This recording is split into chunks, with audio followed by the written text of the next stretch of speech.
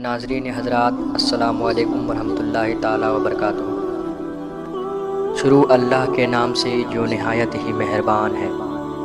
تو ناظرین حضرات، آج کے ہم اس ویڈیو میں بات کریں گے کہ حضرت ابراہیم علیہ السلام کا بتوں کا توڑنا۔ ناظرین حضرات، ویڈیو شروع ہونے سے پہلے آپ سے بالخصوص گزارش ہے کہ اگر آپ اس چینل پہ نئے ہیں تو چینل کو سبسکرائب کریں اور بیل آئیکن دبانا نہ بھولیں۔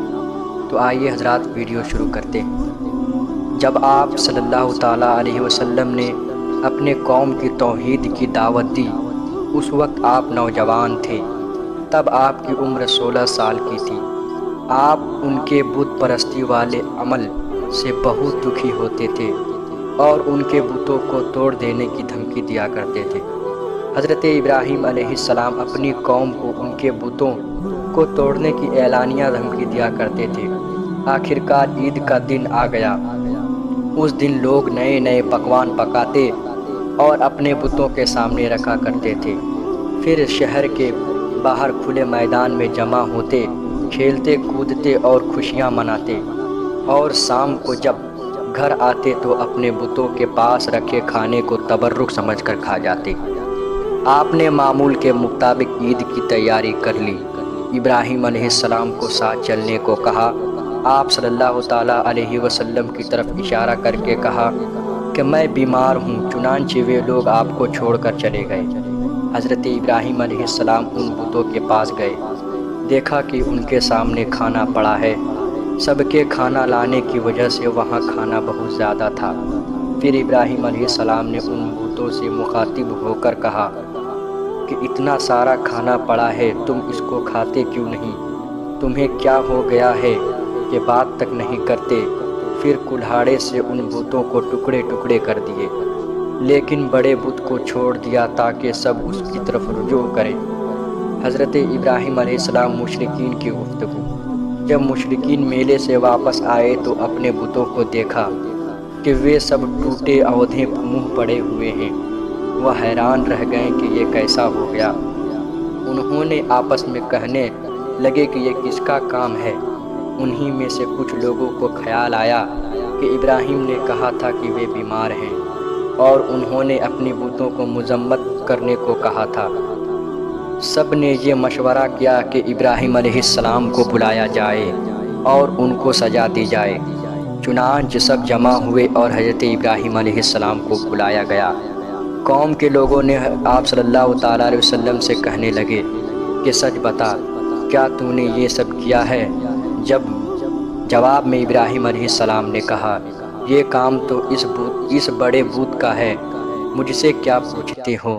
تم اپنے معبودوں سے کیوں نہیں پوچھ لیتے؟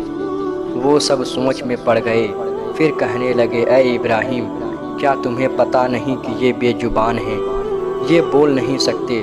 پھر ابراہیم علیہ السلام بولے کہ تم اس چیز کی عبادت کرتے ہو جو تمہیں کچھ نفع نہ دے سکے اور نہ نقصان پہنچا سکے۔ تعجب ہے تم پر اور ان پر جو اللہ کے سوا پکارتے ہیں۔ کیا تم میں بالکل عقل نہیں ہے؟ اس سب کے باوجود وہ کفر پر ڈٹے رہے۔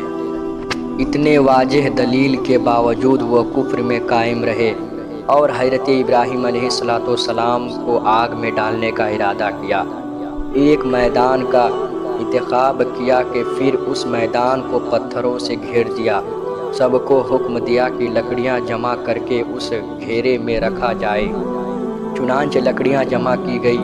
لکڑیاں اتنی جمع ہوئی کہ زمین تک نظر نہیں آتی تھی۔ پھر ان لکڑیوں کو آگ لگائی گئی۔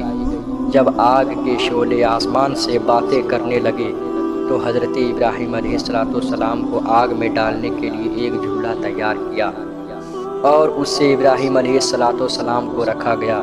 اس وقت آپ صلی اللہ تعالیٰ علیہ وسلم نے یہ دعا پڑھی، حسبنا اللہ و نعم الوکیل، ہمیں اللہ کافی ہے اور وہی بہترین کارساز ہے۔ بعض روایتوں میں آیا ہے کہ ابراہیم علیہ السلام کو آگ میں ڈالا جانے لگا تو حضرت جبریل علیہ السلام آئے اور کہا، اے ابراہیم، اگر کوئی حاجت ہے تو میں حاضر ہوں۔ ابراہیم علیہ السلام نے کہا، اگر تم اپنی مرضی سے آئے ہو تو مجھ سے تمہاری کوئی ضرورت نہیں۔ چنانچہ حضرت ابراہیم علیہ السلام کو آگ میں ڈالا گیا تو وہ اللہ کے حکم سے سلامتی کے لیے ٹھنڈی ہو گئی۔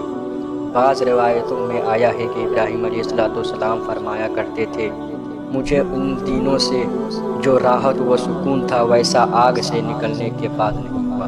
تو ناظرین حضرات، امید کرتا ہوں آپ لوگوں کو یہ ویڈیو پسند آیا ہوگا۔ اسی طرح کی مزیدار ویڈیو دیکھنے کے لیے ہمارے چینل کو سبسکرائب کریں اور بیل آئیکن دبانا نہ بھولیں۔ السلام علیکم۔